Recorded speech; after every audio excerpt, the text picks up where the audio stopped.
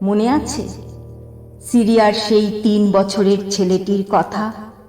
বোমায় ক্ষতবিক্ষত শরীর নিয়ে মরে যাবার আগে যে বলেছিল, আমি ঈশ্বরকে সব বলে দেব।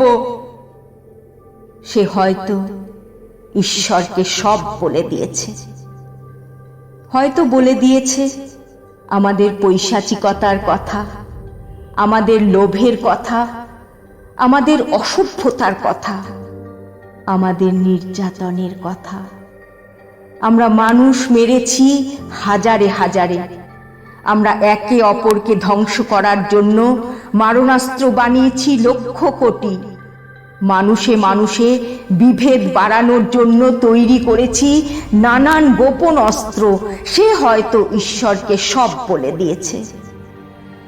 সে হয়তো ঈশ্বরকে সব বলে দিয়েছে।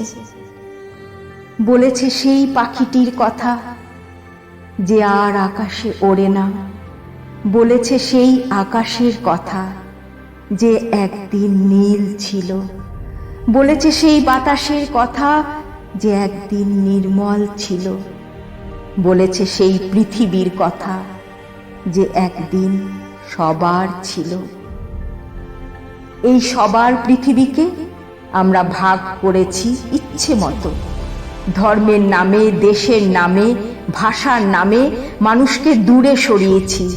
চামড়ার রং দিয়ে, গণতন্ত্রের নাম দিয়ে কেটে টুকরো করেছি আমাদের সাগর পাড়ে বসে থাকা, এলান করতে কাঁটা তারে ঝুলতে থাকা ফেলানি হয়তো সব বলে দিয়েছি ঈশ্বরকে।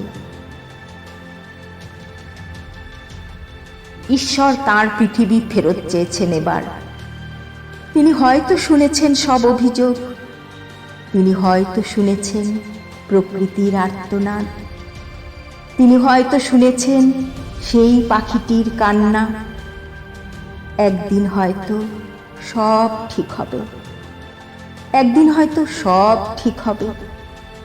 কিন্তু আমরা কি সত্যি মানুষ হব? আমি ঈশ্বরকে সব বলে দেব। আমি ঈশ্বরকে সব বলে দেব। সব।